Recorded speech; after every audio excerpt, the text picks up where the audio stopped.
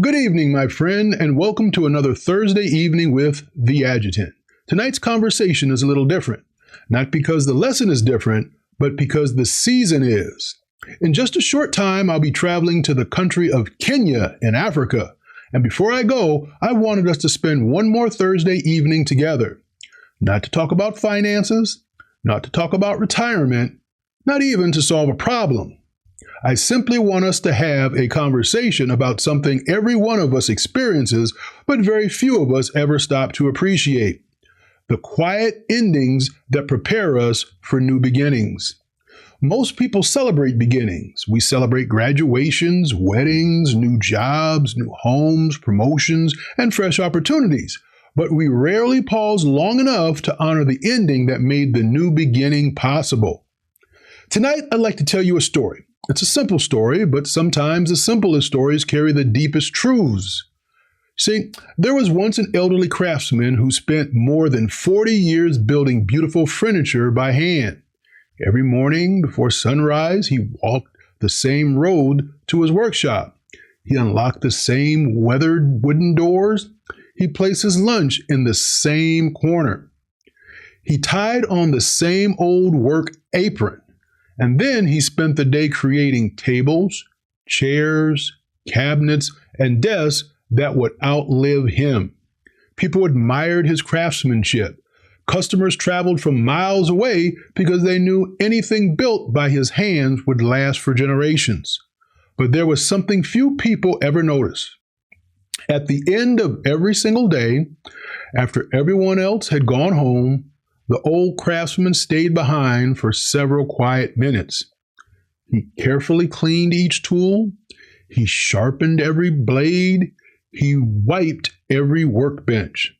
Then, with great care, he returned every hammer, every chisel, every plane, every measuring tool to exactly the place where it belonged.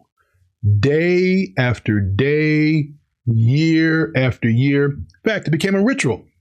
One evening, a young apprentice watched him do this and finally asked, "Master, why are you so careful every evening? You'll be back here tomorrow. Why spend so much time putting everything away so perfectly?" Well, the old craftsman just smiled. He looked around the quiet workshop before answering. Then he said something that the apprentice would never forget. "One day, I won't be back tomorrow." The apprentice laughed nervously, thinking the old man was joking. But the craftsman continued, "Every day deserves to be finished well, because someday one of those days will be your last." The workshop became silent. The apprentice didn't fully understand what his teacher meant. Not yet. You see, the years passed. The apprentice became more skilled. The old craftsman grew slower. His hands were no longer as steady as they once had been. But his commitment to finishing each day with excellence never changed. Then one morning, the workshop remained closed. The old craftsman had passed away peacefully during the night. A few days later, the apprentice was asked to unlock the workshop. As he turned the key and stepped inside, emotions filled the room before even a single word was spoken. Everything was exactly where it belonged. Every tool had been cleaned, every blade had been sharpened, every bench had been swept. Nothing was left unfinished. Nothing was abandoned. Nothing suggested panic or regret. The workshop wasn't simply organized, it was peaceful.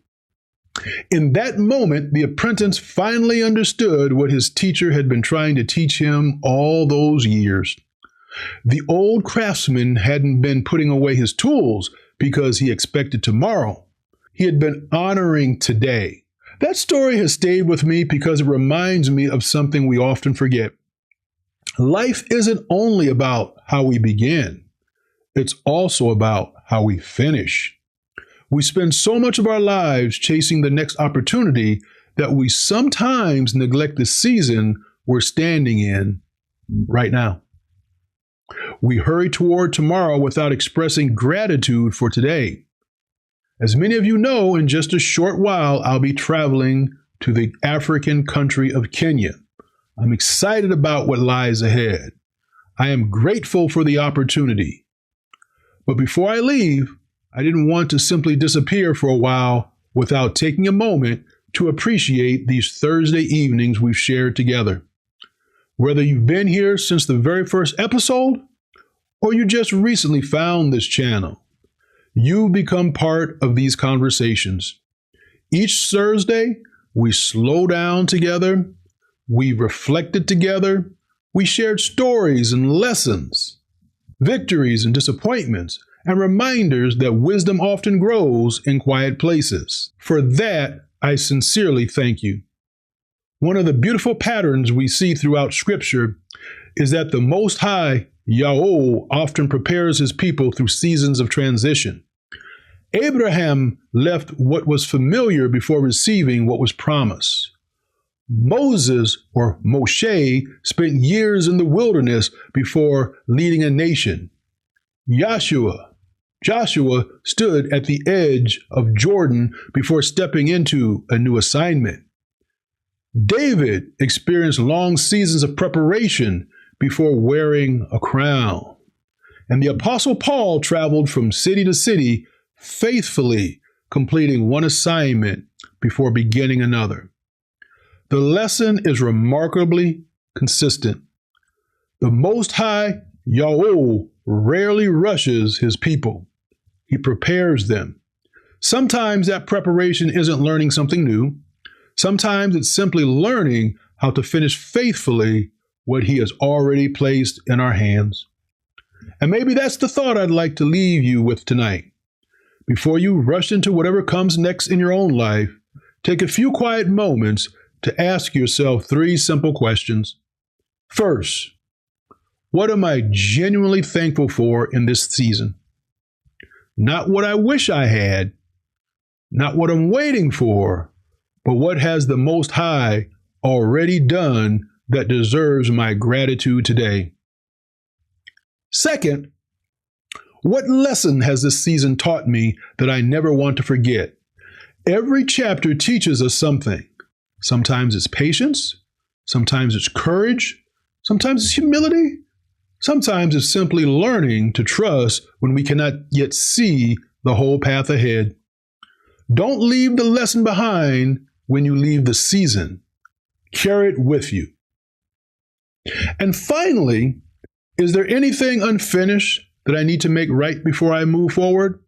Maybe it's a conversation you've been avoiding. Maybe it's forgiveness you've been withholding.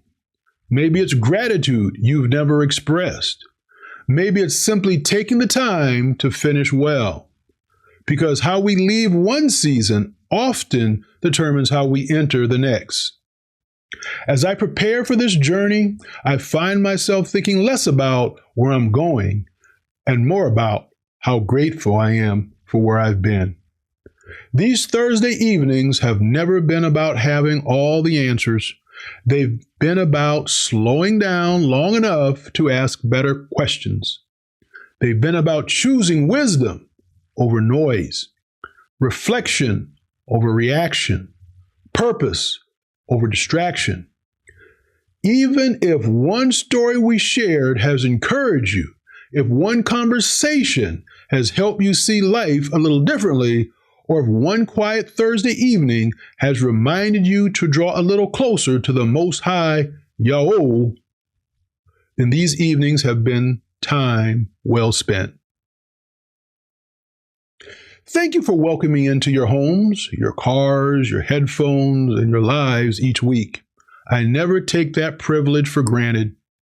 While I'm away, continue to seek wisdom, continue to show kindness, continue to be a steady influence in a world that often feels rushed and uncertain.